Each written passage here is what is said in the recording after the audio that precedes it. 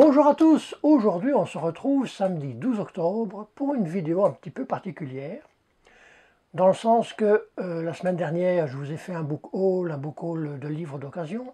Entre-temps cette semaine j'ai mis les pieds dans la librairie, cette fois-ci. Ça faisait déjà 3 mois que j'y avais plus été et puis je crois que cette semaine on a bien cartonné. Mais bon, tout ça, ça fera le sujet d'une prochaine vidéo, certainement que vers la fin octobre. Aujourd'hui, j'aimerais bien faire, et là, ma chaîne est ouverte sur YouTube depuis un peu plus d'1 an, je n'ai jamais fait de tag. J'ai fait une fois une fac, mais jamais de tag. Donc je me suis dit, pourquoi pas.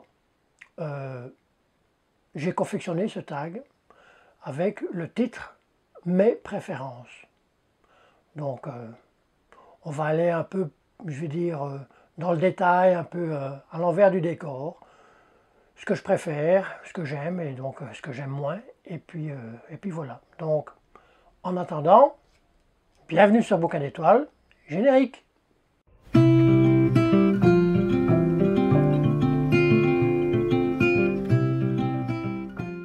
Alors, c'est parti pour ce tag de 13 questions, donc 13 questions que je me pose sur mes préférences, ce que j'aime moins. Et en même temps, je vais dire, ça donne une petite fenêtre pour les nouveaux abonnés, dans le sens que, bon, ils peuvent mieux me cerner, voir ce que, je veux dire, c'est ça, ce que j'aime moins. Donc, la première question, c'est quelle est ma préférence, livre neuf ou d'occasion, ou encore emprunté à la bibliothèque?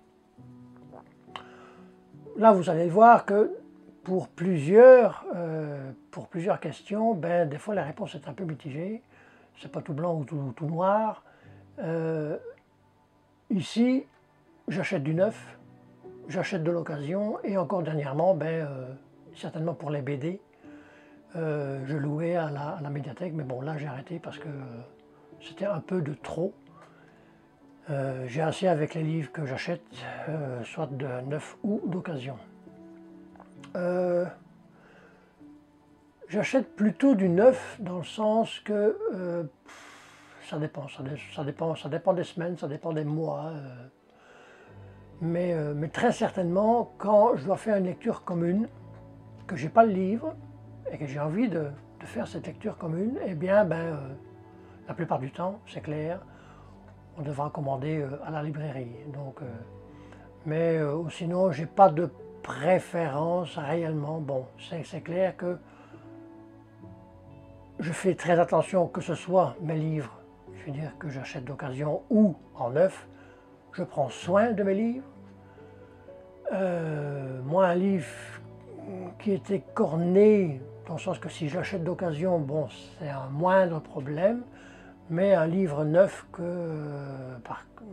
par exemple, qui tombe par terre, je veux dire qu'il y a un coin décorné, bon, c'est pas toute une histoire, c'est certainement une histoire sur le coup, mais c'est ça, je tiens soin de mes livres, et donc, pour des livres d'occasion, c'est clair que je ne vais pas acheter des livres, par exemple, qui sont surlignés ou des trucs ainsi. Non, non. Donc voilà. Alors, la deuxième question, c'est quelle est ma préférence concernant le support de ma lecture, soit en livre papier, livre numérique ou encore audio?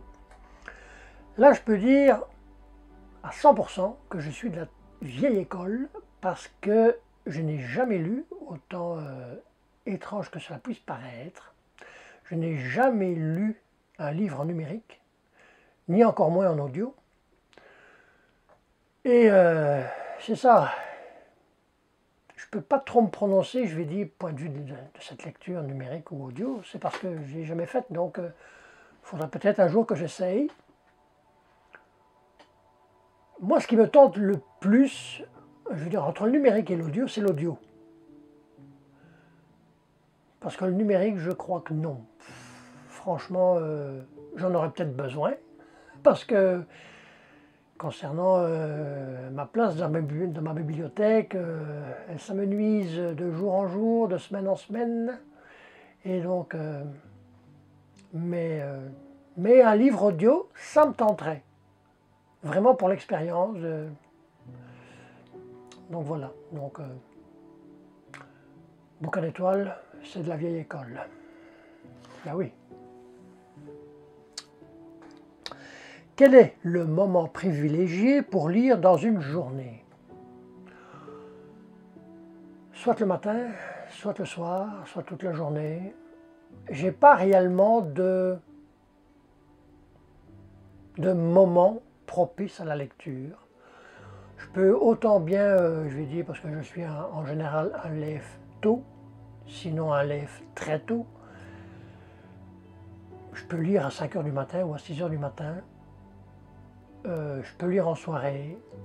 Mais je vais dire, généralement parlant, bon, avec le boulot que je fais, je lis plus en soirée que le restant de la journée, c'est clair.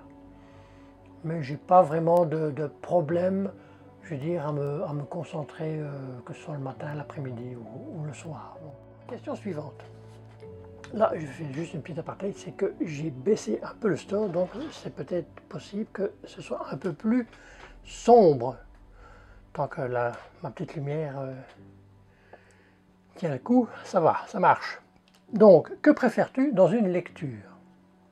Donc là, je me suis dit, c'est clair que je dois aller rechercher dans mes coups de cœur je vais dire, les ressemblances qu'il peut y avoir. C'est pas vraiment évident parce que là, j'ai 4 bouquins qui ont été 4 coups de cœur déjà de cette année. Bon, il y en a eu plus.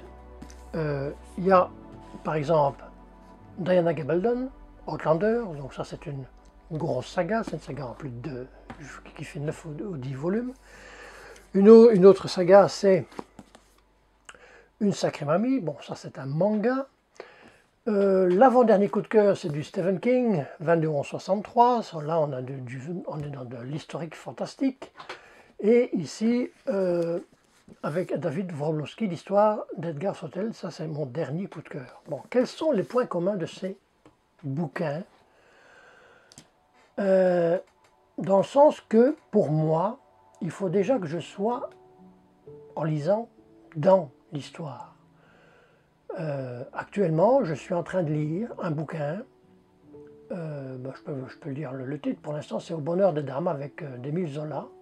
Je ne suis pas du tout, mais alors pas du tout, dans le move de lire ce bouquin, et pourtant je le lis, ça c'est peut-être une erreur. Parce que moi j'aime bien en général, quand je commence un bouquin, de le lire jusqu'à la fin, que ça me plaise ou pas. Mais bon, dernièrement, j'ai vu que bon, je pouvais aussi abandonner des bouquins, que je vais peut-être recommencer, je veux dire, dans un jour, je vais dire, c'est ça. Donc pourquoi pas faire avec Au bonheur de dames pareil, le relire un jour, mais bon, c'est pas que ce soit de la mauvaise lecture, non, c'est une très belle plume, Émile Zola, non, j'adore, mais je rentre pas dans l'histoire. Avec ces bouquins, je rentre réellement dans l'histoire. En même temps, donc ça c'est une des clés. Pour moi, avoir une bonne lecture, il faut que je rentre réellement dans le bouquin. Il y a une autre partie aussi, dans le sens que moi, il faut un bouquin, ça doit avoir du consistant, dans le sens que, je dis souvent dans le sens que,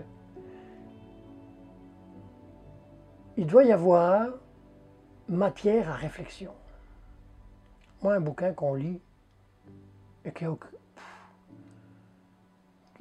c'est ça, il n'y a rien, il n'y a aucune profondeur dans le texte, aucune réflexion,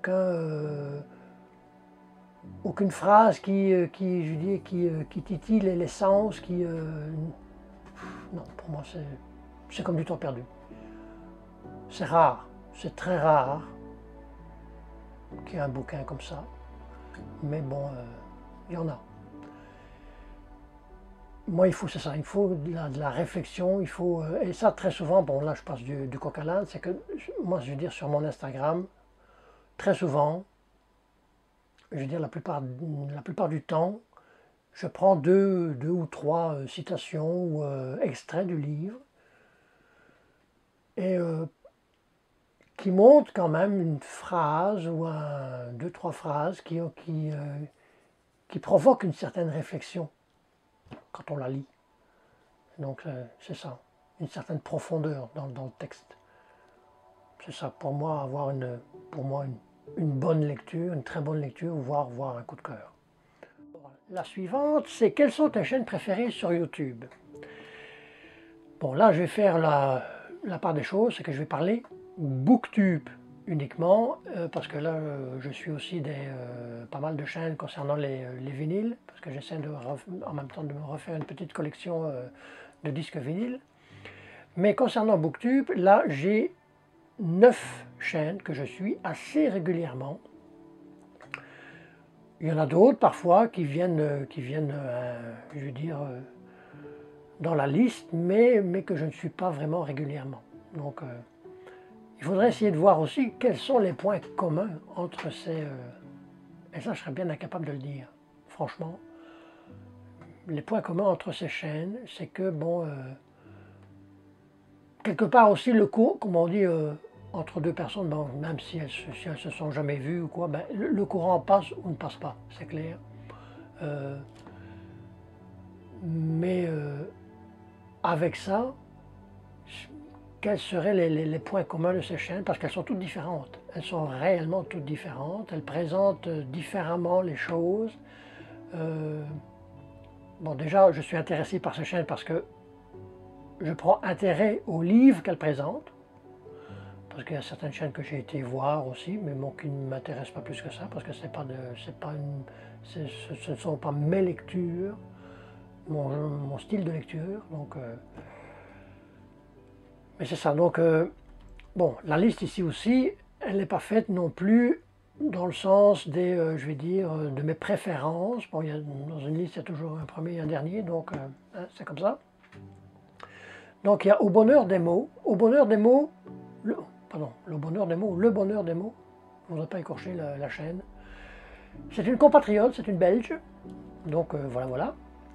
Il y a Charlotte au livre tricote, il y a Endoline, il y a Livre et sac à dos, Bébé Scrap and Booking, Justine Bookin, Ingrid la lectrice, Les chouettes lectures d'Aurine, Sab et les livres. Et je vais dire, si la première, le bonheur des mots, est une Belge, ben, Sab et les livres est une Québécoise. Et de tout le reste, si je ne fais pas d'erreur, ce sont toutes des Françaises. Voilà. Donc il n'y a aucun mec. Donc c'est ça. Donc c'est celle que je suis assez régulièrement. Alors, question suivante. Quelle est ta préférence, YouTube ou Instagram? Ben, réponse de Normand, je dirais les deux. Mais elles ont chacune leur... Instagram, c'est plus, je vais dire, au quotidien. Bon, je vais faire aussi, je vais dire, mon avis lecture sur Instagram. Bon, c'est un avis lecture écrit, ce qui peut parfois être assez différent de quand on parle, parce que quand on parle, des fois on peut s'emporter un peu plus, je trouve. Sur Instagram, je fais aussi, c'est ça, des citations, comme je disais. Et puis je monte un peu les vinyles et tout ça, donc c'est un peu autre chose. Mais je veux dire, YouTube et Instagram, ce sont des chaînes qui sont complémentaires en fait. Il y en a qui me suivent sur les deux.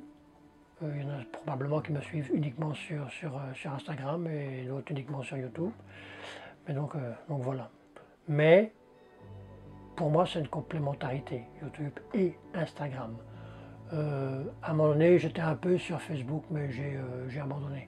D'ailleurs, je suis de moins en moins sur Facebook. Alors, question suivante. Mon auteur et mon autrice préférée. Alors là, ben, il faut que je regarde, je vais dire, les coups de cœur que j'ai eus. C'est clair. Point de vue, ben, l'auteur que j'ai lu le plus, bien avant de commencer, je veux dire, ma chaîne YouTube. C'est Stephen King, c'est clair. Et puis, je veux dire, dernièrement, ici, Charlotte Olive-Sricotte essayait de comptabiliser les bouquins que le maître avait déjà écrits. Elle était je crois, à 80 livres, qui en général sont des petites bricasses, hein, Stephen King. Moi, personnellement, j'en ai lu 17. J'ai encore du chemin. J'ai encore beaucoup de chemin. Mais c'est l'auteur que j'ai le plus lu. Ensuite, l'auteur que j'ai le plus lu et que je ne lis plus aujourd'hui, c'est Maxime Chatham. Pourquoi? Bon, je ne sais pas. Peut-être qu'un jour je me remettrai à lire du Maxime Chatham pour l'instant, mais bon. Mes auteurs préférés, je vais dire, dans cette année 2024, et je vais dire, depuis que j'ai ma chaîne, il y en a, donc Stephen King, ça c'est le premier aussi, il y en a deux autres, qui sont David Saphir et Sylvain Tesson. De nouveau, pourquoi? Parce que bon, là il y a la lumière qui commence à me lâcher. Il fait chaud dans le côte ici, même si on est en automne. Revenons à nos moutons, Sylvain Tesson. Sylvain Tesson et David Saphir. Pourquoi? Eh bien, ce sont des livres qui ont de la profondeur. Pourtant, c'est deux genres complètement différents. David Saphir, il est dans l'humour, dans l'humoristique un peu déjanté. Il fait parler des animaux. Sylvain Tesson, lui, c'est plus de je veux dire, de style aventure, les expériences qu'il fait aux quatre coins du monde. Donc c'est complètement différent, mais il y a de la profondeur dans leur texte. Voilà. Donc, de nouveau, ici, mon dernier coup de cœur avec Stephen King, c'est pas toujours le cas avec Stephen King, mais il y avait beaucoup de profondeur dans le texte. Il y a matière à réfléchir, encore, encore et encore. Donc, je crois que c'est réellement mon dada, ce qui fait que un auteur sera plus privilégié qu'un autre. Maintenant, dans les autrices, et ça, il y a encore, je veux dire, deux genres différents. Il y a Diana Gabaldon avec donc Outlander, la saga, parce que je trouve que c'est une plume magnifique. Elle peut parler de n'importe quoi, mais alors, c'est comme si, je ne sais pas moi, elle avait bouquiné, juste pour donner un exemple, je crois que j'avais déjà dit ça dans une des vidéos, c'est qu'à un moment donné, je crois que c'est dans le dernier bouquin, dans le volume 3, ils prennent le bateau, ils prennent un voilier, et bien elle parle comme si elle avait si elle avait été marin pendant 20 ans. Où elle donne l'impression c'est ça, c'est une plume magnifique, avec de nouveau de la profondeur, de la réflexion. Et je veux dire, une autre autrice, là il y en a encore deux, une que je ne connais pas encore assez, c'est Melissa d'Acosta, dont je viens lire les lendemains, bon, c'est une lecture que j'aime bien aussi, c'est une plume que j'aime bien. Et il y a qui elle par contre se défend, parce que je vais le dire avec l'autre bouquin qui va suivre, l'autre autrice que j'ai adoré aussi, elle se défend d'être uniquement feel good, elle n'est pas du tout feel good, donc elle se prétend pas du tout feel good. Et par contre, il y a Maud Ankawa, qui elle c'est du feel good, qui s'en cache pas, et que j'ai adoré la plume. Kilomètre zéro, ça c'était le meilleur. Il y a eu Kilomètre Respire, j'en ai lu 3 d'elle. Respire, tout va bien, ou quelque chose, ou tout est parfait, ou quelque chose comme ça. Donc c'est ça, concernant les autrices. Diana Gabaldon, Melissa d'Acosta, mais là j'attends encore de voir, et Maud Ankawa. pour l'instant. Donc, question suivante. Qu'est-ce que je préfère dans YouTube? Les questions sont un peu mélangées. Qu'est-ce que je préfère dans YouTube? Ben, sans trop réfléchir, je vais dire, c'est le dialogue, l'échange qu'on peut avoir avec les gens qui nous suivent. On fait connaissance de belles personnes, soit qu'on fait des lectures communes ensemble, ou alors qui ont des messages. C'est ça, c'est vraiment l'échange entre les personnes. C'est ça qui est le plus gratifiant dans YouTube. Ensuite, préfères-tu la grosse bricasse ou un livre que tu peux commencer et finir dans la même journée? Alors pour la deuxième catégorie, ils sont rares. Ils sont très rares les bouquins que je peux commencer, je vais dire, tôt le matin, à 5 h du matin, et finir très tard le soir. Non. Déjà que je ne suis pas un lecteur très très rapide, je lis longtemps, mais pas vite. Mais ça dépend encore, ça dépend du moment, mais je constate quand même que je suis très souvent attiré par les gros pavés. Et en plus, grosse saga. C'est à mes dépens parce que on peut pas tout faire. Là pour l'instant, j'ai mis en pause, mais c'est pour moi un très bon auteur, c'est Brandon Sanderson. À chaque fois, c'est des bricasses qu'on aime lire. Mais c'est ça, puis même Diana Gabaldon, c'est ça, c'est des gros pavés, et je suis attiré par les gros pavés. Quoique, le prochain book haul, je vous fais la surprise d'avoir des bouquins un peu plus fins, et avec des auteurs qui sont, on pourrait dire, pas piqués des vers, donc voilà. Mais c'est ça. Je suis attiré par la bricasse, que voulez-vous? La question suivante, c'est quelle est ma préférence pour le genre de lecture?